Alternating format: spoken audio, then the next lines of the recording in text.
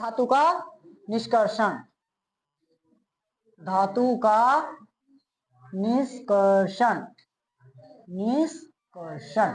देखो ध्यान से, हमें अयस्क को शुद्ध अवस्था में प्राप्त करना रहता है ना, इसके लिए 3 स्टेप से होकर गुजरना पड़ता है। पहला, अयस्क का क्या क्या करते हो, सांद्रण। दूसरा, निष्कर्षण। तीसरा, बताओ ना, शुद्धिकरण।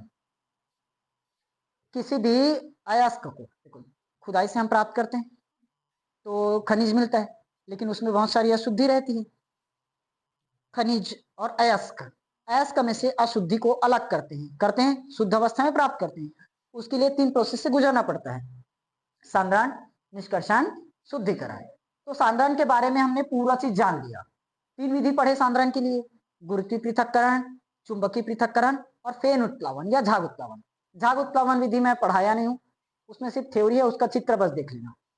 ऐसे नॉर्मली बता रहा हूँ, सुनना होता क्या है। जैसे ये एक बिकर टाइप में कुछ रहता है, इसका चित्र थोड़ा सा हार्ड रहता है ना, देखकर बनाओगे पुस्तक से। इसमें जो भी अयस्क है उसको क्या करना है, अपने को बारीक पीसना है। इसमें पानी या तेल मिला देंगे, क्या चीज, तेल, और पूरे को इसमें प्रवाहित कर देंगे जल के साथ। पहले से पानी रहेगा, हम पानी या तेल और मिला दिए, तेल मिला दिए, और यहाँ पर एक पंखा लगा रहता है, दरवाजा लगा है, पंखा लगा रहेगा। अब वो पंखा क्या करता है, लगातार घूमते रहता है, घूमते रहेगा। अयस्क को हमने बारीक पीसा, इसमें मिला दिया, मिलाए, अब इसमें क्या लगा है, एक पंखा, वो लगातार घूमते रहेगा। अब पाइन या तेल और जो भी अयस्क लिए उसका मिश्रण साथ में पीसे हो ना, उसको इसमें डाले, और जल भी है तो पूरा मिक्स हो जाएगा। मिक्स होने के बाद झाग निकलेगा इस तरह से बाहर की तरफ। अब झाग निकलेगा तो हल्की अशुद्धि, हल्की अशुद्धि झाग के साथ क्या हो जाएगा, बाहर आ जाएगा। समझ में आया, हल्की अशुद्धि क्या होगा, झाग के साथ बाहर आ जाएगा। इसमें इतना ही था, इसलिए इसको बताया नहीं था, पुस्तक से देखकर पूरे इसको डिटेल लिख लेना, ठीक है, या मैं नोट्स शेयर कर दूंगा, वहां से लिख लेना, छोटा सा टॉपिक बस है, ठीक। तो सांद्रण के लिए कितना विधि यूज किए, 3 विधि। पहला बताओ, गुरुत्वीय पृथक्करण। दूसरा, तीसरा, फेन उत्प्लावन या झाग उत्प्लावन। समझ में आया।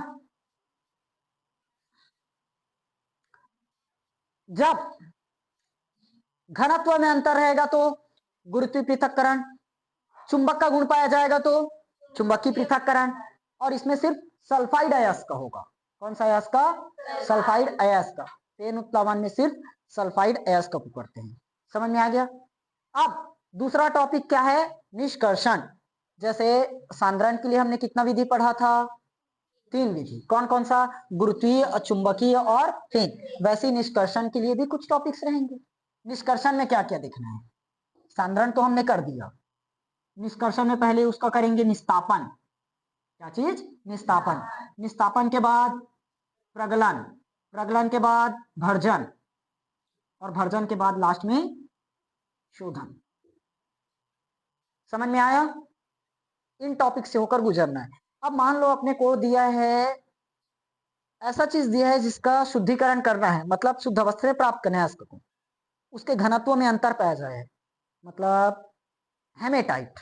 मान लो अगर मुझे क्वेश्चन दे दिया जाए ऐसे, हेमेटाइट, हेमेटाइट का निष्कर्षण कीजिए, हेमेटाइट का निष्कर्षण या शुद्ध अवस्था में प्राप्त कीजिए। पहले सांद्रण करेंगे, सांद्रण के लिए 3 विधि में से कौन सा विधि यूज करोगे, गुरुत्वीय पृथक्करण, क्योंकि इसके घनत्व में अंतर रहता है। हेमेटाइट लिखो एग्जांपल, तो पहला ये। उसके बाद दूसरा प्रोसेस किसमें लिखेंगे, निष्कर्षण। निष्कर्षण चुंबकीय को क्यों करोगे, हेमेटाइट में कहाँ चुंबक रहता है। 3 विधि में से एक विधि इस्तेमाल करना रहता है, और वो पता चलेगा इसके गुण के आधार पर। घनत्व में अंतर आ गया तो गुरुत्व, चुंबक आ गया तो चुंबकीय आया, तो सांद्रण खत्म। अब दूसरा टॉपिक आएंगे निष्कर्षण में। निष्कर्षण में पहले क्या करेंगे, हम निस्तापन करेंगे। क्या करेंगे, निस्तापन। उसके पहले अपने को वैद्युत अपघटन समझना है, वैद्युत अपघटन। वैद्युत अपघटन जब तक नहीं समझोगे ये सब समझ में नहीं आएगा।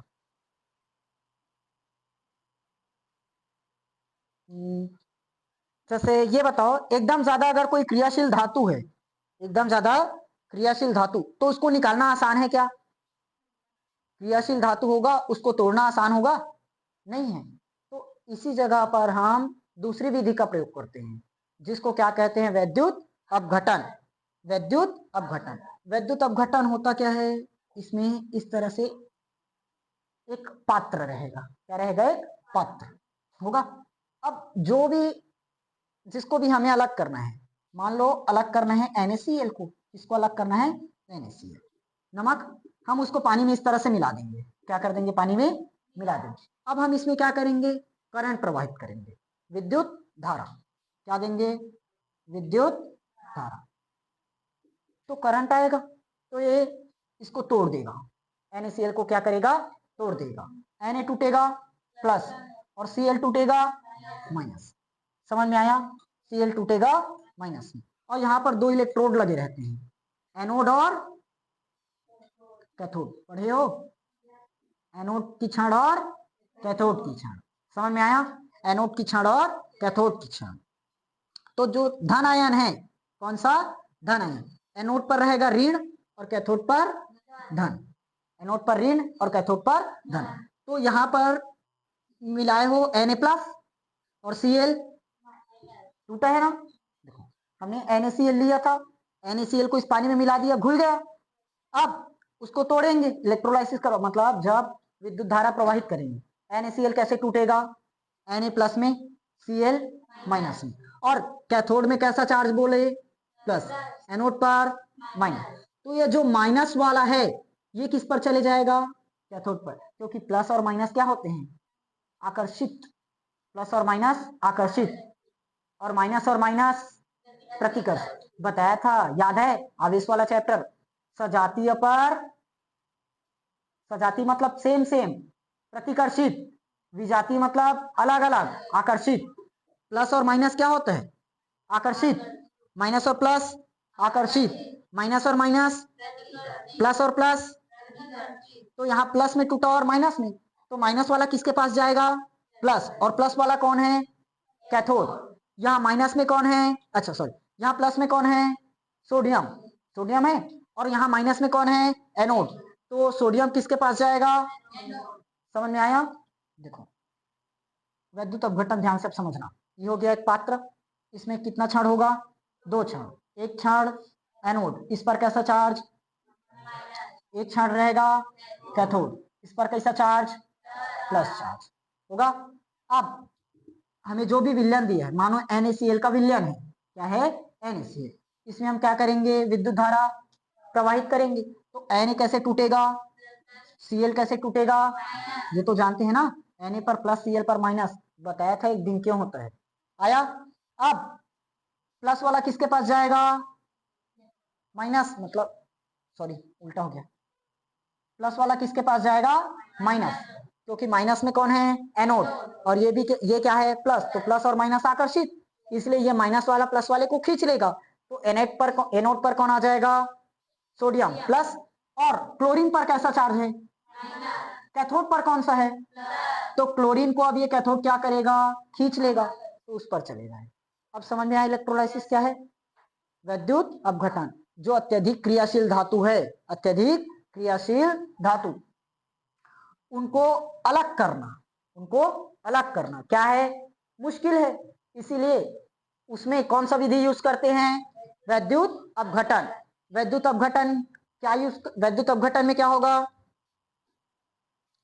यौगिक में हम क्या करते हैं? विद्युत धारा प्रवाहित करते हैं। तो विद्युत धारा प्रवाहित करने पर अपने आयनों में क्या होगा? टूट जाएगा, धन आयन में और ऋण आयन में। तो ऋण आयन कैथोड पर और धन आयन एनोड पर। समझ में आया? ऋण आयन कैथोड पर और धन आयन एनोड पर क्या हो जाता है? अपचयित हो जाता है। लिख लोगे? लिखवाऊं? इसको मैं लिखवा देता हूं। चित्र मत बनाना, चित्र बनाने की वैसी जरूरत नहीं है।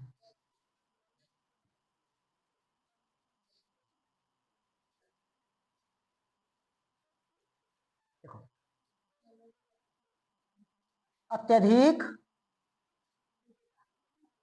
क्रियाशील धातु को, अत्यधिक क्रियाशील धातु को, जैसे है पोटेशियम, कैल्शियम आदि,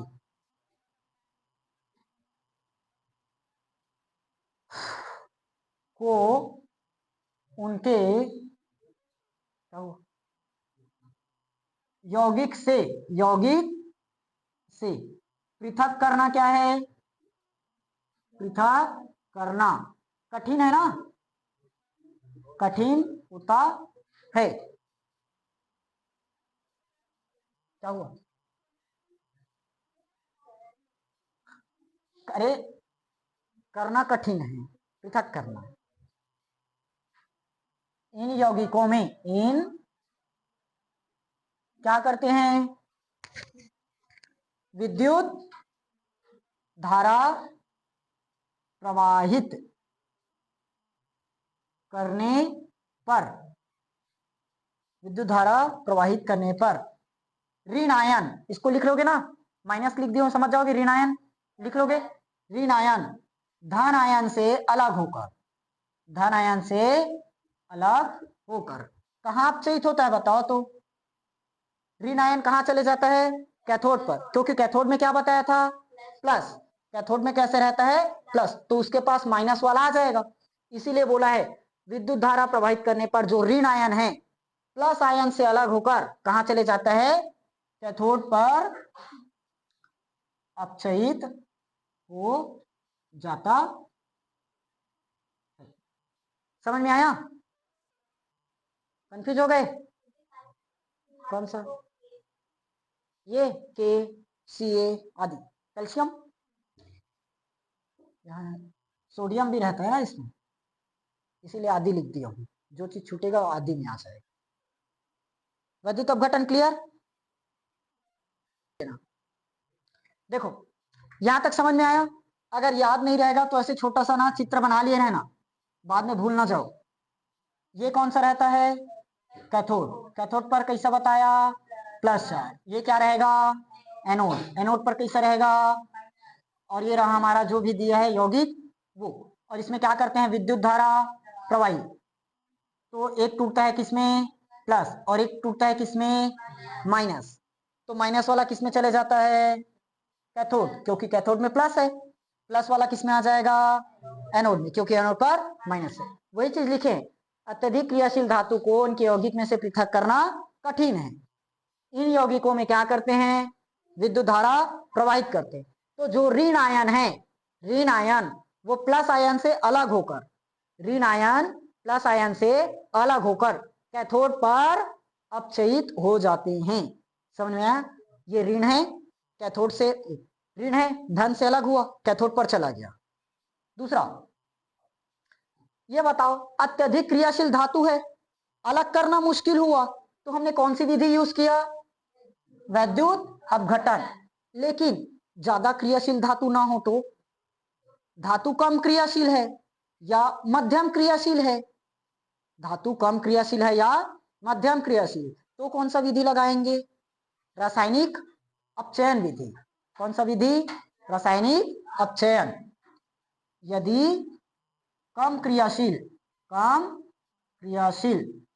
या मध्यम क्रियाशील धातु हो, तो कम क्रियाशील या मध्यम क्रियाशील हो तो कौन सा विधि लगाओगे? रासायनिक अपचयन। रासायनिक अपचयन विधि उपयोग करते हैं। समझ में आया कि नहीं आया? पूरा टॉपिक क्लियर हुआ? ज्यादा क्रियाशील होगा तो विद्युत अपघटन, कम क्रियाशील होगा तो रासायनिक अपचयन। ठीक, अब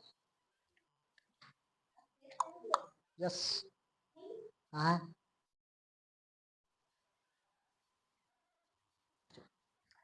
संग्रहण। संग्रहण हो गया। संग्रहण के लिए कितना विधि यूज किए? ठीक, गुरुत्वीय पृथक्करण, चुंबकीय पृथक्करण और फेन उत्प्लावन। गुरुत्वीय पृथक्करण जिसमें घनत्व में अंतर रहेगा, चुंबकीय पृथक्करण जिसमें चुंबक का गुण और पेनोप्लावन जिसमें सिर्फ सल्फाइड आयस का होगा, उसका उपयोग ज्यादा नहीं होगा। उसके बाद सांद्रण के लिए विधि तो हो गया, निष्कर्षण करना है। पहला वैद्युत अपघटन, अगर अधिक क्रियाशील है, यौगिक से अलग करना मुश्किल है, तो उसके लिए क्या अपनाएं, विद्युत धारा प्रवाहित की, तो प्लस और माइनस में टूटा, प्लस वाला चला गया किसके पास, माइनस वाले के पास, और माइनस वाला प्लस के पास। प्लस की क्षण कौन रहता है, एनोड की कैथोड, एनोड की क्षण कैसे रहता है, कैथोड की क्षण, तो प्लस वाला कैथोड के पास चले जाएगा, तो एनोड, माइनस वाला, थ्योरी यही लिखवाया था ना, इसलिए इन यौगिकों में विद्युत धारा प्रवाहित करने पर जो धन आयन है ऋण आयन वाले इलेक्ट्रोड पर एकत्रित हो जाता है, तो प्लस है तो माइनस के पास चले जाएगा। अब कम क्रियाशील वाला है तो रासायनिक विधि यूज करते हैं, कम क्रियाशील वालों के लिए रासायनिक विधि। अब अगला है धातुओं के सल्फाइड अयस्क का परिवर्तन, धातुओं के सल्फाइड अयस्क का परिवर्तन, धातुओं के सल्फाइड अयस्क का परिवर्तन। देखो ध्यान से, जो सांद्रित सल्फाइड अयस्क है, हमने निष्कर्षण सबसे पहले सांद्रण किया ना, तो सांद्रित हो गया, तो सांद्रित सल्फाइड अयस्क, सांद्रण किए, सांद्रण हो गया, तो उसी को बोले सांद्रित, सांद्रित सल्फाइड अयस्क, सांद्रित सल्फाइड अयस्क। अब उसको हम क्या कर देंगे, ऑक्सीजन के साथ क्रिया करवा देंगे। सल्फाइड अयस्क का क्या कर रहे हैं, परिवर्तन, किसमें परिवर्तन, ऑक्साइड में, तो सांद्रित सल्फाइड अयस्क का ऑक्सीजन की उपस्थिति में, ऑक्सीजन की उपस्थिति में एक हाई टेम्परेचर पर क्रिया करवाएंगे। हाई टेम्परेचर मतलब जिसका गलनांक एकदम ज्यादा हो, उससे थोड़ा सा कम, गलनांक ज्यादा मतलब जिस पर गलना चालू हो जाए, गलनांक वह बिंदु है जिस पर कोई पदार्थ गलना चालू हो जाए। जैसे कोई भी एक मेटल है, सोना, सोना को सबसे पहले पिघलाते हैं ना, तभी दूसरे आकार दे पाते हो। मान लो कोई एक अपने पास इतने क्षण की लंबाई का सोना है, उसको अंगूठी बनवाना चाहते हो, तो सबसे पहले क्या करेगा, सुनार उसको गलाएगा, गलाने के बाद नया कर देगा, तभी बन पाएगा। तो जिस तापक्रम पर, जिस ताप पर वो क्या हो जाए, गल जाए, जिस तापक्रम पर कोई भी धातु गल जाए उसको क्या बोलते हैं, गलनांक। तो गलनांक से थोड़े से कम ताप पर क्या करवाएंगे, क्रिया, किसकी क्रिया, सल्फाइड अयस्क, मतलब सांद्रित सल्फाइड अयस्क। समझ में आया? अच्छा एक मिनट, क्वेश्चन नहीं लिखे थे ना, तो सीधा ऐसे करो, जिंक धातु ले लेते हैं, कोई भी धातु ले सकते हैं, जिंक धातु के साथ क्रिया करवा देते हैं। किसकी उपस्थिति में क्रिया करवाएंगे, ऑक्सीजन की उपस्थिति, किसे, किसकी उपस्थिति में करोगे, ऑक्सीजन। देखो हमारे पास जिंक है और एक बार ऑक्सीजन है, तो सबसे पहले क्या बना देगा, जिंक ऑक्साइड। धातुओं के सल्फाइड अयस्क का परिवर्तन, तो जो धातु रहता है किसमें बदल जाता है, ऑक्साइड में, धातु है, ऑक्सीजन से क्रिया बना, ये हो गया धातु और ये ऑक्सीजन, तो धात्विक ऑक्साइड, धात्विक ऑक्साइड। समझ में आया? इस क्रिया को क्या कहते हैं, भर्जन, क्या कहेंगे, भर्जन। समझ में आया? अभी देखो जिंक अकेले रह पाएगा क्या, उसके साथ कुछ ना कुछ जुड़ा रहता है, सल्फर है, जिंक सल्फाइड, धातुओं के सल्फाइड, धातुओं के सल्फाइड, तो जिंक कौन है, धातु, और सल्फर सल्फाइड, तो धातुओं के सल्फाइड, उसको क्या कर रहे हैं, परिवर्तन, परिवर्तन मतलब ऑक्सीजन से क्रिया करवा दिए, तो धात्विक सल्फाइड, ऑक्सीजन की उपस्थिति में क्रिया किया, क्या बनाया, धात्विक ऑक्साइड, धात्विक ऑक्साइड प्लस SnO2, SnO2। अभी बताओ रिएक्शन बैलेंस है क्या, नहीं, अभी रिएक्शन, अरे वहां SN कहाँ बना दिए, सॉरी, यहाँ तो Zn लिए हैं, क्या बनेगा, SO2, SO, बैलेंस करो, सल्फर यहाँ कितना बार, वहां सल्फर एक, अरे कहाँ, दो, एक ही बार है, यहाँ जिंक कितना, यहाँ कितना, यहाँ दो और एक तीन, और यहाँ एक ही, दो बार है, कितना बार है, दो बार। अब बैलेंस करने के लिए क्या करोगे, देखो अगर मान लो मैं इसको 3 कर देता हूँ, तो 3 दूनी कितना हो गया, 6 बार, कितना हो गया, 6। अब यहाँ अगर 2 कर दोगे, 2 दूनी 4, तो यहाँ 2 लगाना पड़ जाएगा क्या, क्योंकि सल्फर कितना हो चुका है, 2, और यहाँ सल्फर 2। अब गिन कर देखो, 2 बार सल्फर 2 बार सल्फर, जिंक 2 बार, तो यहाँ जिंक 2 बार हो गया। 3 दूनी 6, 6 बार हाइड्रोजन, 2 दूनी 4 और 4 बार ऑक्सीजन, अरे सॉरी 2 दूनी 4, 4 और 2 6, 6 बार ऑक्सीजन। समझ में आया? थ्योरी लिख लोगे।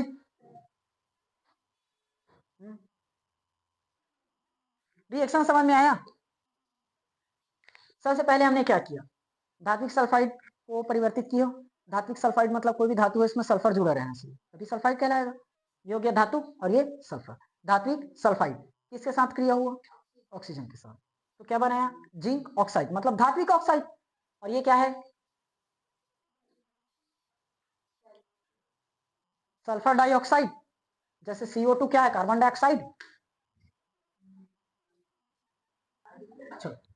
अच्छा, इसका थ्योरी क्या होगा बताओ? सांद्रित क्या ली हो? सांद्रित सल्फाइड, सांद्रित अयस्क, सांद्रित सल्फाइड अयस्क किसके साथ? ऑक्सीजन के साथ उच्च गलनांक से, उच्च से, उच्च गलनांक से कम तापक्रम, कम तापक्रम पर क्या किया जाए? कम तापक्रम तक लिख लो। क्या किया जाए? गर्म किया जाए। इस विधि को क्या कहते हैं? इसे भर्जन कहते, इसे भर्जन कहते हैं। समझ में आया? सांद्रित सल्फाइड अयस्क को जब ऑक्सीजन की उपस्थिति में, क्या ऑक्सीजन के साथ उच्च गलनांक से कम ताप तक क्या करें? गर्म, तो वो क्रिया क्या कहलाएगा? भर्जन। समझ में आया? लिख लोगे थ्योरी, इतना ही है। अयस्क में परिवर्तन हो गया। अब कल पढ़ेंगे इसका निस्तापन, इसके बाद निस्तापन।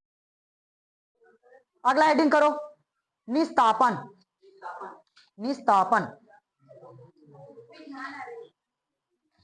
पहले लिख लो, लिखवा देता हूं। निस्तापन, ना में छोटी मात्रा नी, आधा षटकोण के साथ, ता में बड़ा मात्रा ता, पतंग के पा, नल के ना, हुआ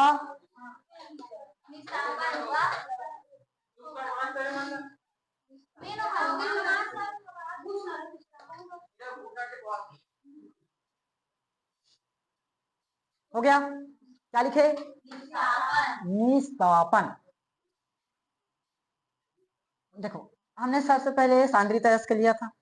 सांद्रित अयस्क को एकदम हाई टेम्परेचर, मतलब जिसका गलनांक बहुत ज्यादा था, उससे कम गलनांक पर क्रिया करवाए थे, तो धात्विक सल्फाइड बन गया था, सॉरी धात्विक ऑक्साइड बना था ना। अब दूसरा प्रक्रिया है निस्तापन। निस्तापन, यहाँ पर जो सांद्रित अयस्क अपने को मिला है, सांद्रित अयस्क, उसको हम ऑक्सीजन की अनुपस्थिति में, मतलब वायु की अनुपस्थिति में, सांद्रित अयस्क को वायु की अनुपस्थिति में, सांद्रित अयस्क को वायु की अनुपस्थिति में उसके गलनांक से, उसके गलनांक से कम ताप पर क्या करवाएंगे? गर्म। कम ताप पर क्या करवाएंगे? गर्म। इस प्रक्रिया को क्या कहते हैं? निस्तापन। क्या क्या बताया? सांद्रित अयस्क, क्या है? सांद्रित अयस्क को किसकी अनुपस्थिति में? हाँ, वायु की अनुपस्थिति में उसके गलनांक से, उसके गलनांक से कम ताप पर, कम ताप पर क्या करते हैं? गर्म किया जाता है। इस प्रक्रिया को क्या कहते हैं? निस्तापन। लिखोगे, पेपर में 2 नंबर का ही क्वेश्चन आएगा, ज्यादा लंबा नहीं आएगा, इतना शॉर्ट में लिख देना। सांद्रित अयस्क को वायु की अनुपस्थिति में उसके गलनांक से कम ताप पर गर्म करना ही निस्तापन कहलाता है। समझ में आया? अब देखो, एक आध एग्जांपल दे देना पड़ेगा। पिछली बार हमने जिंक का लिया था, क्या जिंक सल्फाइड लिए थे ना, तो जिंक कार्बोनेट होगा। जिंक कार्बोनेट किसकी अनुपस्थिति में करवा रहे हैं? वायु। तो गर्म कर रहे हो, ये गर्म करने का निशान। समझ में आया? क्या बना देगा? हमारे पास क्या है? जिंक। और ऑक्सीजन, क्या बन गया? जिंक ऑक्साइड, मतलब धात्विक ऑक्साइड। पिछली बार भी बना था, बैलेंस बस नहीं करना पड़ा इस बार। जिंक खत्म, ऑक्सीजन कितनी बार हुआ? एक। हाँ 3 है तो एक बार वहां चला गया, अब कितना बार बच गया? और एक बार कौन बचा? तो प्लस में और क्या बना होगा? समझ में आया कि नहीं आया? क्योंकि अपने पास ZnCO3 है, एक बार तो बना दिया Zn, तो Zn हो गया, लग गया। ऑक्सीजन 3 बार था, 3 बार में एक बार O के साथ मतलब जिंक के साथ आ गया, तो कितना बार ऑक्सीजन बचा? 2 बार। और इसके पास कार्बन, तो एक बार क्या बन गया? Carbon dioxide. समझ में आया यहां तक? क्लियर? अब लास्ट बचा धातु ऑक्साइड का, किसमें आप चयन करवाते हो? धातु ऑक्साइड का, धातु ऑक्साइड का किसमें अपचयन करवाएंगे? धातु में अपचयन। क्या करवाना है? अपचयन। देखो इसको थ्योरी लिखोगे पहले, इसमें एक चीज और नया जुड़ जाएगा, परिभाषा। जैसे यहाँ निस्तापन पढ़े ना, वैसे यहाँ पर एक नया जुड़ जाएगा, प्रगलन। क्या होगा? प्रगलन। कैसे? सुनो ध्यान से। धातु ऑक्साइड को, धातु ऑक्साइड को यानी कि धात्विक ऑक्साइड, धातु ऑक्साइड या धात्विक ऑक्साइड जिंक और ऑक्सीजन से मिलकर बना है। जिंक है धातु और ऑक्सीजन मतलब ऑक्साइड, तो धातु ऑक्साइड या धात्विक ऑक्साइड, धातु ऑक्साइड या धात्विक ऑक्साइड या जिंक ऑक्साइड, जो बोलना है। समझ में आया? धात्विक ऑक्साइड को अपचायक और गालक के साथ, अपचायक और गालक के साथ मिलाकर गर्म किया जाता है, तो धातु द्रव अवस्था में मिल जाएगा। मैं बताया था, याद है? अगर एक ठो सोने की रॉड है, मान लो ये वाला, अगर इसको अंगूठी बनवानी है तो सबसे पहले इसको क्या करना पड़ेगा? गलाना पड़ेगा। तो गलाएंगे मतलब बहुत ज्यादा क्या करेंगे? ताप देंगे। जिस टेम्परेचर पर ये गलना चालू हो जाएगा वही क्या कहलाता है? गलनांक। और जिसकी मदद से गला वो गालक। समझ में आया? तो क्या करेंगे? धातु का धात्विक ऑक्साइड बन चुका है, तो धात्विक ऑक्साइड को अपचायक और गालक, क्योंकि अपचयन करवा रहे हो तो अपचायक लेना पड़ेगा। किसका? धात्विक ऑक्साइड को, धात्विक ऑक्साइड को अपचायक और गालक, अपचायक और गालक उसके साथ मिलाकर क्या करेंगे? गर्म करेंगे। क्या करेंगे? गर्म करेंगे। तो गर्म करने पर क्या होगा? द्रव अवस्था में मिल जाएगा। यही प्रक्रिया क्या कहलाएगा? प्रगलन। क्या कहलाएगा? प्रगलन। लिख लोगे परिभाषा? लिख कर दिखाओगे? इसको लिख कर दिखाओगे? लिखो। नहीं, लिखो, बनाकर दिखाओ। नहीं बनेगा? क्या लिए हैं? जिंक ऑक्साइड, जिंक ऑक्साइड, इसमें हमने क्या मिलाया? अपचायक। क्या मिलाया? अपचायक और गालक। गालक मतलब जो गलाने में मदद करे। समझ में आया? तो क्या क्या मिला है? धात्विक ऑक्साइड में अपचायक और गालक मिलाकर क्या करते हैं? इसको गर्म। क्या करते हैं? गर्म। तो जो धातु है ये अब क्या हो जाएगा? पिघल जाएगा। पिघल गया मतलब द्रव बना। देखो शुरुआत से ही बता रहा हूँ, सोने की अगर रॉड है उसको पिघलाओगे, सबसे पहले पिघलाएंगे मतलब द्रव बन जाएगा ना। तो वही हुआ, जो धात्विक ऑक्साइड लिए हैं उसमें हमने क्या मिलाया? अपचायक और गालक मिलाकर क्या किए? गर्म। गर्म किए तो जो धात्विक ऑक्साइड है कैसे हो गया? पिघल गया। पिघल गया मतलब द्रव बन गया। इसी विधि को हम क्या कहते हैं? प्रग। लिख लोगे थ्योरी में? कैसे कैसे लिखोगे? धात्विक ऑक्साइड में अपचायक और गालक मिलाकर गर्म किया जाता है, तब धातु पिघली हुई अवस्था यानी कि द्रव अवस्था में आ जाता है। इस प्रक्रिया को खत्म। लिख लोगे कंफर्म? छापो,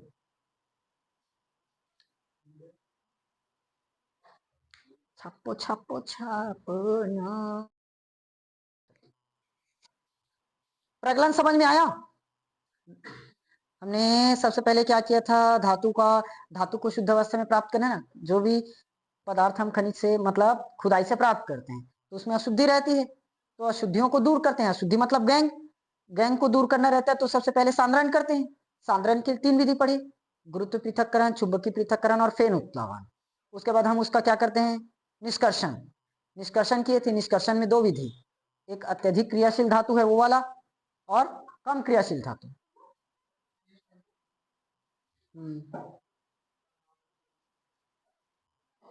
बस 5 ही मिनट तो लगेगा।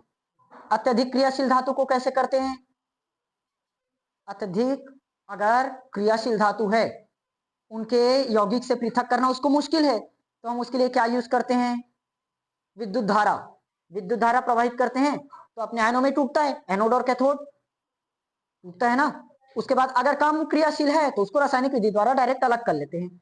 उसके बाद कार्बनिक अपचयन विधि आया, ऑक्साइड में परिवर्तित करते हैं वो। उसके बाद क्या पढ़े, प्रगलन। अब प्रगलन 2 प्रकार से होगा, कितने प्रकार, 2, कार्बन अपचयन विधि और रासायनिक अपचयन विधि। कार्बन अपचयन विधि और प्रगलन कितने प्रकार से होगा, 2 प्रकार से होता है। ठीक, पहला कार्बन अपचयन विधि, कार्बन अपचयन विधि। दूसरा रासायनिक अपचयन विधि, कार्बन अपचयन विधि और रासायनिक अपचयन विधि। ठीक, पहला समझना है कार्बनिक अपचयन विधि। मैं इसको दोबारा नहीं लिख रहा हूं, समझा देता हूं। ठीक, देखो कार्बनिक अपचयन विधि में क्या करते हैं समझना। कार्बनिक अपचयन विधि या कार्बन अपचयन विधि, हमने भर्जन भी पढ़ा था, याद है। भर्जन सांद्रित अयस्कों को क्या किए थे, उच्च गलनांक से थोड़ा सा कम ताप पर गर्म करवाए थे ना, तो वो प्रक्रिया क्या कहलाया था, भर्जन। अब तो भर्जन हो गया तो भर्जित अयस्क कहलाएगा। भर्जन से अगर हमें प्राप्त हुआ वो अयस्क क्या कहलाएगा, भर्जित अयस्क। तो उस भर्जित अयस्क को क्या करेंगे, वात्या भट्ठी में। कहां पर, वात्या भट्ठी में। वात्या भट्ठी एक, अब उसको चित्र में बनाकर खैर बता नहीं रहा हूँ, पुस्तक से थोड़ा सा चित्र देख लेना ना, चित्र मेरे से थोड़ा सा बिगड़ता है। इस टाइप से चित्र दिया होगा, बाद में अच्छे से बना लेना। ठीक, वात्या भट्ठी का, वात्या भट्ठी में क्या करते हैं, जो भी हमें भर्जित अयस्क मिला है उस भर्जित अयस्क में कोक मिला देंगे। भर्जित भर्जित भर्जित अयस्क, इसमें क्या मिलाएंगे, कोक या कार्बन। कोक या कार्बन बोलते हैं, समझ में आया। और उसको कितना डिग्री सेल्सियस तक पिघलाएंगे, 700 से 1800 डिग्री सेल्सियस तक। समझ में आया। भर्जित अयस्क को, भर्जित अयस्क को वात्या भट्ठी में, वात्या भट्ठी में को क्या कार्बन मिलाकर, को क्या कार्बन मिलाकर 700 से 1800, अब मतलब 700 डिग्री से 800 हो सकता है, 900 हो सकता है, 700 से कम नहीं होना चाहिए, मतलब 600 डिग्री नहीं होना चाहिए, 1800 से पार नहीं होना चाहिए, मतलब 1900 डिग्री नहीं जाना चाहिए, नहीं तो पूरा का पूरा खराब। और 700 से नीचे हो जाएगा वो पिघल ही नहीं पाएगा। समझ में आया। तो टेम्परेचर कितना रहना चाहिए, 700 से 1800 डिग्री। ठीक, तो धातु अपचयित होकर क्या होगा, पूरी तरह से पिघल जाएगा। समझ में, क्योंकि अपने को धातु को पिघलाना ही तो है। क्लियर हुआ। क्या क्या करेंगे, जो भी भर्जित अयस्क है, भर्जित अयस्क में कोक या कार्बन मिलाएंगे और वात्या भट्ठी में 700 से 1800 डिग्री सेल्सियस पर क्या करेंगे, गर्म करेंगे। तो जो भी हमारा भर्जित अयस्क है वो क्या होगा, पिघली हुई अवस्था में प्राप्त हो जाएगा। समझ में आया। लिख लोगे ना थ्योरी, इसी को लिखना। भर्जित अयस्क को, भर्जित अयस्क में कोक या कार्बन मिलाकर वात्या भट्ठी में 700 से 1800 डिग्री सेल्सियस ताप पर गर्म करने पर धातु अपचयित होकर पिघली हुई अवस्था में आ जाती है या पिघल जाती है। समझ में आया। अच्छा, रिएक्शन देखो, हमने ZnO निकाला था, जो भी धातु है, धातु को ऑक्साइड में परिवर्तित किए थे, याद है, वायु से क्रिया करवाए थे, तो ZnO बनाया, धातु ऑक्साइड, धात्विक ऑक्साइड। इसको गर्म कर रहे हैं क्या, लेकिन उसमें क्या मिला रहे हैं, कोक, कार्बन। ठीक, धात्विक ऑक्साइड अपने को मिल चुका है, सबसे पहले हमने वही किया था, धात्विक ऑक्साइड में परिवर्तित करना। तो धात्विक ऑक्साइड में परिवर्तित किए हैं, उसके बाद उसमें क्या मिला दिए, कोक। कितना डिग्री सेल्सियस पर गर्म कर दिए, 700 से 1800 डिग्री सेल्सियस, इतना पर गर्म कर दिए। तो क्या होगा, धातु पूरी तरह से पिघली हुई अवस्था में मिल जाएगा। इसको मिटा दें, चित्र बुक से देख लेना।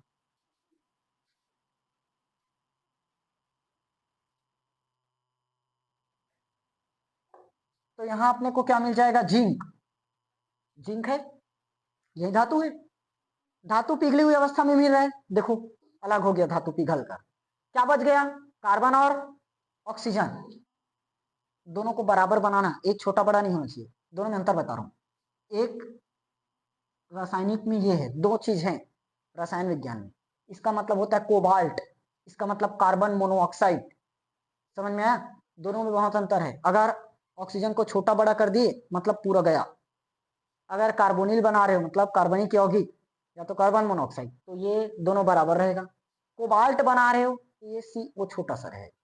समझ में आया, इसका थ्योरी लिख लोगे ना आप। चलो तो एक बार बोलकर दिखाओ, क्या लिखोगे। हमारे पास क्या था, भर्जित अयस्क। भर्जित अयस्क में हमने क्या मिलाया, को क्या, कार्बन मिलाकर, कार्बन मिलाकर वात्या भट्ठी में कितना डिग्री, 700 से 1800 डिग्री सेल्सियस पर क्या करते हैं, गर्म करते हैं, जिससे क्या होगा, धातु, हाँ हाँ, धातु अपचयित होकर क्या हो जाती है, पिघली हुई अवस्था में आ जाती है। ऐसे लिखो, साइंस की भाषा में अच्छा रहेगा, लिख लोगे ना। समझ में आया है पूरा। देखो दो विधि पढ़े थे ना, कौन कौन सा विधि, धातु ऑक्साइड आया था, धातु ऑक्साइड को गलाना है, क्या करना है, गलाना है, तो उसके लिए हमने दो विधि लगाया, कार्बन अपचयन विधि यूज किए, और दूसरा विधि क्या बताया, रासायनिक विधि। तो कार्बन अपचयन विधि तो हमने पढ़ लिया, दूसरा विधि पढ़ते हैं रासायनिक अपचयन विधि। कौन है, भूत आया था क्या, अरे है रासायनिक अपचयन विधि, बहुत दिन बाद इसमें लिख रहा हूं लग रहा है कभी तो। रासायनिक अपचयन विधि, देखो रासायनिक अपचयन विधि क्या है, हमने इलेक्ट्रोकेमिकल सीरीज विद्युत रासायनिक श्रेणी नहीं पढ़ा है, लेकिन धातुओं के बारे में जानते हैं ना, कोई धातु कम क्रियाशील है, कोई धातु ज्यादा क्रियाशील है। तो देखो ये बताओ तो, जो ज्यादा ताकतवर है और एक कम ताकतवर है, दोनों को अगर आपस में भिड़ा दोगे कौन जीतेगा, ताकतवर वही जीतेगा ना, कमजोर वाले को हटा देगा, मार देगा। सेम कंडीशन यहाँ अप्लाई होगा, जो ज्यादा क्रियाशील है कम क्रियाशील वाले को हटा देगा।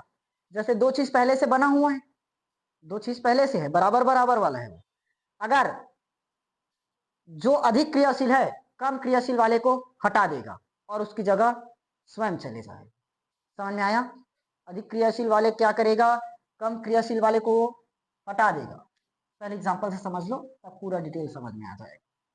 जैसे CuSO4 है, CuSO4 मतलब कॉपर सल्फेट होता है, कॉपर सल्फेट, इसकी क्रिया करवा देते हैं फेरस के साथ।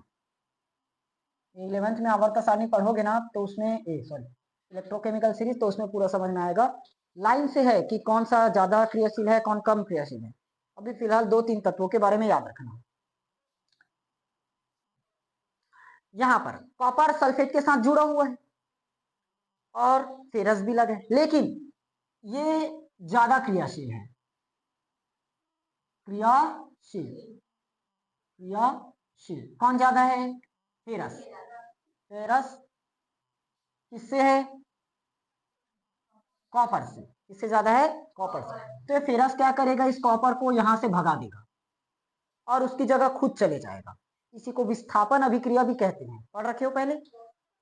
देखो कॉपर को उसने हटा दिया और उसकी जगह पर खुद आ गया, आया, बच क्या गया, SO4, अलग किसको कर दिया, अब समझ में आया। ज्यादा क्रियाशील वाला क्या करेगा, कम क्रियाशील वाले को उसके यौगिक में से हटा देगा और उसके स्थान पर खुद चला जाएगा। ज्यादा क्रियाशील वाला कम क्रियाशील वाले को उसके यौगिक में से हटा देता है और उसके स्थान पर वो खुद चले जाता है। समझ में आया? ये है रासायनिक अपचयन विधि, या इसी को बोलते हैं विस्थापन विधि। क्लियर हुआ? प्रतिस्थापन विधि तो पहले पढ़ रखे हो ना। इसी में दूसरा एग्जांपल करके देख लेते, जैसे CuSO4 प्लस जिंक है, CuSO4 प्लस जिंक। अब क्या बनना चाहिए? जिंक ज्यादा क्रियाशील है, कॉपर को यहां से गायब किया, बनाया ZnSO4 प्लस, कॉपर अलग कर देगा। समझ में? अच्छा, इसी रिएक्शन को अगर मैं इस तरह से करना चाहूं, ZnSO4 है, किसके साथ क्रिया करवाएंगे? क्या बनना चाहिए? कॉपर बनेगा, CuSO4 प्लस होगा नहीं। अब भी बताया, जिंक क्या है? ज्यादा क्रियाशील है, किससे? इसीलिए जिंक कॉपर को क्या कर देगा? विस्थापित कर देगा, हटा देगा। यहां जिंक कॉपर से ज्यादा क्रियाशील है ना, लेकिन कॉपर कम क्रियाशील है, तो कम क्रियाशील वाला इसको हटा पाएगा क्या? इसीलिए यहां पर ये क्रिया नहीं करेगा, ये क्रिया नहीं करेगा, नो रिएक्शन, रिएक्शन ही नहीं करेगा। समझ में आया? ये रिएक्शन दर्शाए। अब तुम लोग बोलोगे ये ताकतवर है, ये कमजोर है, कमजोर वाले को बोलोगे जाओ उसको छुड़ा कर ला, इसको मार के, हटा पाएगा? नहीं हटा पाएगा। समझ में आया? तो रासायनिक अपचयन विधि क्लियर है। क्या क्या जाने? अधिक क्रियाशील धातु अपने से कम क्रियाशील धातु को, अधिक क्रियाशील धातु अपने से कम क्रियाशील धातु को क्या करता है? उसके यौगिक में से विस्थापित करके उसके स्थान पर खुद चले जाता है। समझ में आया? लिख लोगे? नहीं? चलो लिखवा देता हूं। क्या क्या लिखेंगे? अधिक क्रियाशील धातु, अधिक क्रियाशील धातु कम क्रियाशील धातु को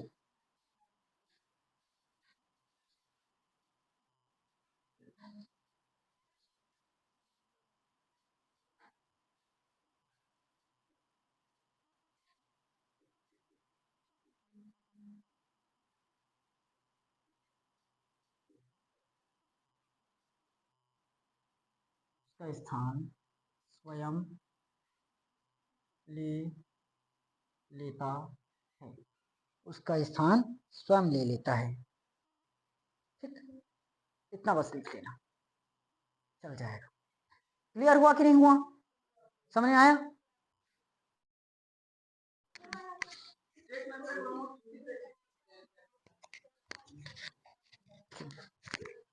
इसका पूरा का पूरा डिटेल में मैं समझा दिया था ना।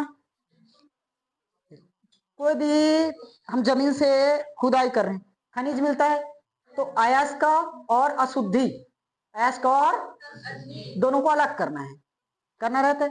अब पहले क्या करते हैं अपन? सांद्रण। सांद्रण के लिए कितना विधि लगता है? गुरुत्व, चुंबकीय, फेन।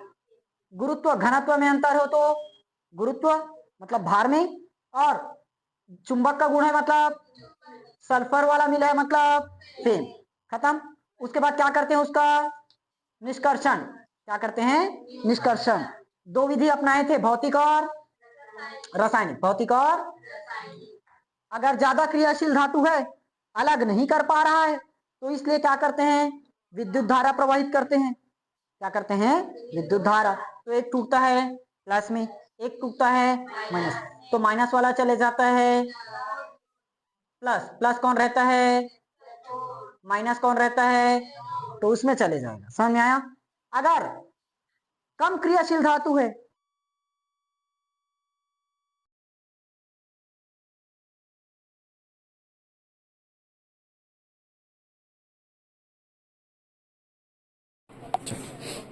भौतिक और रासायनिक दो विधि पढ़े थे ना। भौतिक विधि समझ में आ गया। रासायनिक, अब रासायनिक विधि में 2-3 प्रोसेस रहता है। प्रगलन में होकर गुजरते हैं, विस्थापन क्या बोलते हैं, ऑक्साइड में परिवर्तित करते हैं। ऑक्साइड में परिवर्तित करते हैं तो उसमें क्या आ जाता है? ऑक्सीजन। क्या आ जाता है? ऑक्सीजन। तो धात्विक ऑक्साइड बना देता है। वायु की उपस्थिति में क्रिया करवाते हैं, जो भी धातु मिला है उस धातु को वायु की उपस्थिति में क्रिया करवाते हैं, तो धात्विक ऑक्साइड बनाता है। फिर ऑक्सीजन को हटाना रहता है। ऑक्सीजन हटाने के लिए हम क्या करते हैं? कोक या कार्बन मिलाते हैं और किसमें लगाते हैं, वात्या भट्टी में प्रवाहित कर देते हैं। कितना डिग्री ताप पर, 700 से 1800। तो ये ऑक्सीजन निकल जाता है बाहर और जो धातु रहता है पूरी तरह से गलकर अलग हो जाता है। समझ में आया? ये प्रोसेस है किसी भी धातु को शुद्ध कर, मतलब एसिड को शुद्ध अवस्था में प्राप्त कर। आया? अब लास्ट क्या बचा, शुद्धिकरण। लास्ट क्या बचा, शुद्धिकरण यानी शोधन करना। ये क्या बचा, धातुओं का शोधन।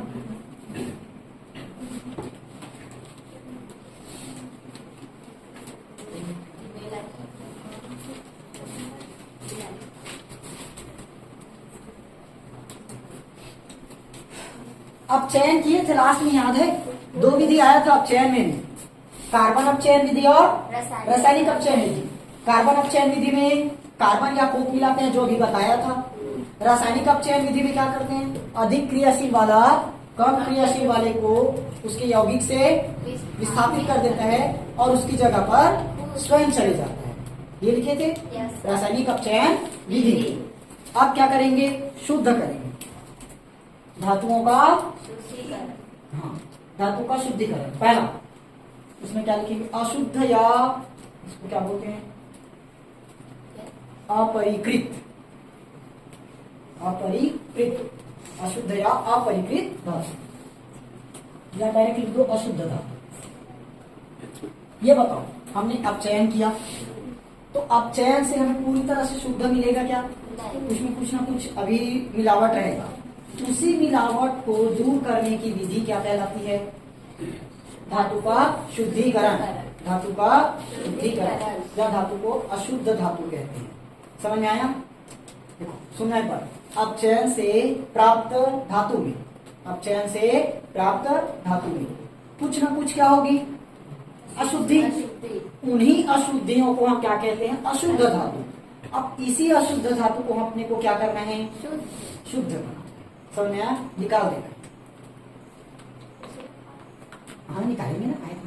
अपचयन से प्राप्त, अपचयन से प्राप्त धातु में क्या होती है, हाँ कुछ अशुद्धि होती है। इन्हें क्या कहेंगे, अशुद्ध धातु। अशुद्ध धातु या अपरिकृत धातु कहते हैं, अपरिकृत धातु कहते। लिखोगे जो भी हमने अपचयन करवाया लास्ट में। अपचयन के लिए कितना विधि जाने थे, कार्बन अपचयन विधि आया और रासायनिक अपचयन। कार्बन अपचयन विधि जिसमें कोक मिलाते हैं वाला प्रोसेस, और रासायनिक अपचयन विधि में जो कम क्रियाशील वाला है और एक अधिक क्रियाशील। कम क्रियाशील वाला विस्थापित हो जाता है किससे, अधिक क्रियाशील, और उसकी जगह पर कुछ चले जाता है। इस प्रोसेस को पढ़े थे। तो अपचयन से हमने क्या प्राप्त किया, धातु।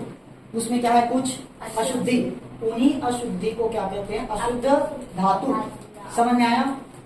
अब क्या करना है, उस धातु का शोधन, शुद्धिकरण या शोधन। तो अशुद्ध धातु को शुद्ध अवस्था में प्राप्त करना ही क्या कहलाएगा, शोधन। समझ में आया? ऐसे लिख लो डायरेक्ट, धातु को शुद्ध अवस्था में क्या करना, प्राप्त करना ही धातु शोधन कहलाता। समझ में आया? क्लियर हुआ? धातु को शुद्ध अवस्था में प्राप्त करने की विधि क्या कहलाती है, धातु शोधन कहलाती है। धातु शोधन के लिए विधियां दो। कितनी विधि, दो। इसकी दो विधियां है, इसकी दो विधि। पहला भौतिक विधि और दूसरा रासायनिक विधि। समझ में आया कि नहीं आया? क्लियर हुआ? इस तरह से हम पूरे का पूरा धातु क्या करेंगे, शुद्ध। क्लियर हुआ?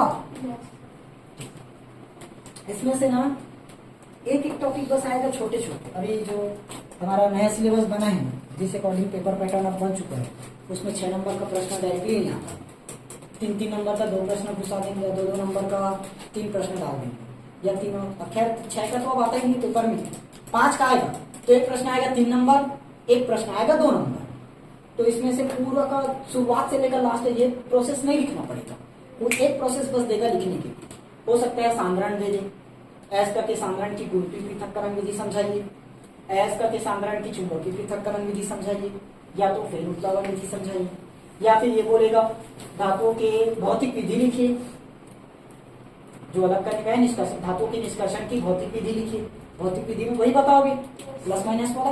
रासायनिक विधि बोलेगा तो रासायनिक विधि वाला बताओगे, प्रगलन बोलेगा तो प्रगलन बताना, निस्तापन बोलेगा तो निस्तापन बताओ। समझ में आया? Yes. जो टॉपिक बोलेगा साफ सब क्वेश्चन में छपा रहेगा कि क्या चीज पूछा है। लिख लोगे? Yes, 2 से 3 नंबर है, ज्यादा दिक्कत नहीं करेगा। नोट।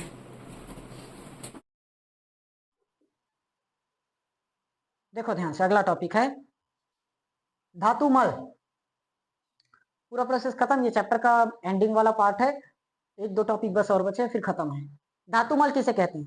प्रगलन की प्रक्रिया में गलक पदार्थ अशुद्धियों से मिलकर कम गलनांक वाले जो गलनीय पदार्थ बनाते हैं उसे धातुमल कहा जाता है। देखो, प्रगलन की प्रक्रिया में, इसके पहले हमने प्रगलन करवाया था ना, याद है?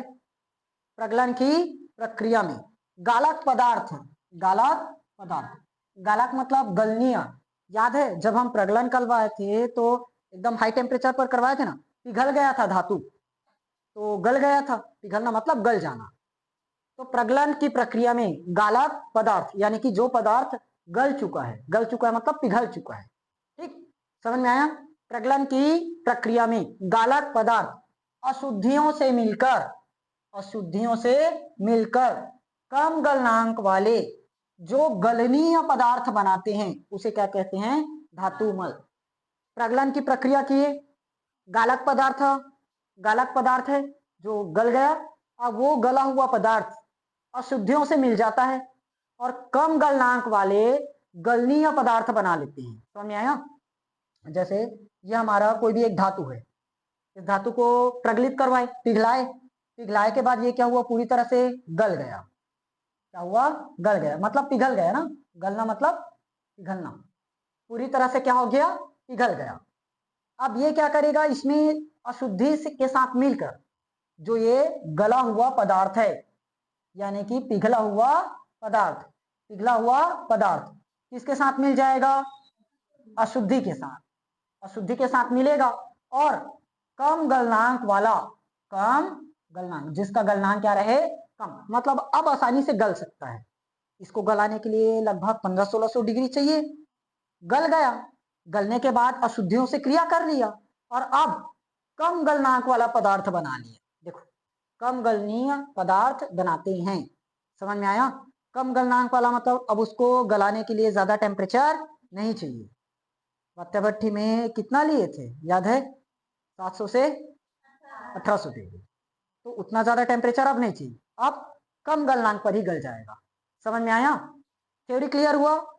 प्रगलन की प्रक्रिया में जो गला हुआ पदार्थ है अशुद्धियों के साथ मिलकर कम गलनांक वाला नया गलनीय पदार्थ बना लेता है, उसे धातुमल कहते हैं।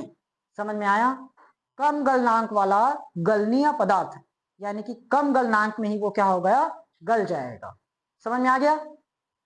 जैसे लोहे के प्रगलन में, लोहा का प्रगलन करवाओगे, उसमें देता है ना कई सारी चीजें, जैसे हेमेटाइट का निष्कर्षण किए हो और मैग्नेटाइट का भी किए। उसी प्रकार से लोहे के प्रगलन में कैल्शियम सिलिकेट धातुमल बनाते हैं। लोहे के प्रगलन में कैल्शियम सिलिकेट बनता है। समझ में आया? एग्जाम्पल याद रख लेना। ये जो हमने अभी तक पूरा धातु का निष्कर्षण किए था ना, तो उसके बीच में हमें कई सारे पदार्थ मिलते हैं। उन पदार्थों के बारे में बताया गया है कि क्या क्या मिलते हैं। धातुमल समझ में आया? धातुमल बनता है बीच में, तो वो धातुमल ये था कम गलनीय पदार्थ वाला। उसके बाद कौन आएगा? गालक। धातुमल तो समझ में आ गया, अब आ जाते हैं गालक पर।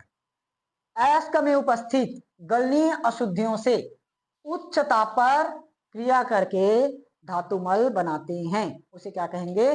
गालक। वे पदार्थ जो अयस्क में उपस्थित गलनीय अशुद्धियों से, अयस्क में अशुद्धि था कि नहीं था? था। अयस्क में अशुद्धि था, उसी को तो शुद्ध करना है। तो अयस्क में जो उपस्थित अशुद्धि है, अयस्क में उपस्थित अशुद्धि, उससे उच्च ताप पर क्रिया करके धातुमल बनते हैं। क्या बनते हैं? धातुमल। उसी को क्या कहते हैं? गालन। देखो ऊपर में धातुमल के बारे में समझ चुके हैं, समझ में आया ये चीज। अब लास्ट टॉपिक है अपना मिश्र धातु। मिश्र धातु, मिश्र मतलब समझ में आ रहा है? मिश्र मतलब मिश्रण। मिश्र मतलब मिश्रण, दो या दो से अधिक चीजों का मिलना। तो मिश्रण की परिभाषा क्या होगी? दो या दो से अधिक धातु या अधातु मिलकर, दो या दो से अधिक मतलब दो या दो से अधिक धातु या उपधातु मिलकर जो नया पदार्थ बनता है उसको क्या कहते हैं? मिश्रण। या तो ऐसे लिख सकते हो, दो या दो से अधिक धातु या अधातु मिलकर मिश्रण बनाते हैं। समझ में आया? दो या दो से अधिक धातु या उपधातु, धातु या अधातु से बने धातु, दो या दो से अधिक धातु या अधातु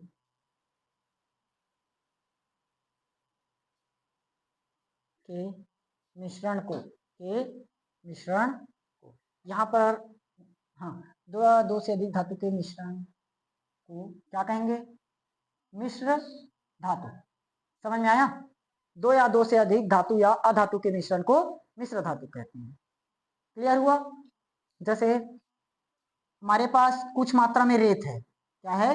रेत। चलो रेत को छोड़ो, ये गेहूं है और कुछ चावल है।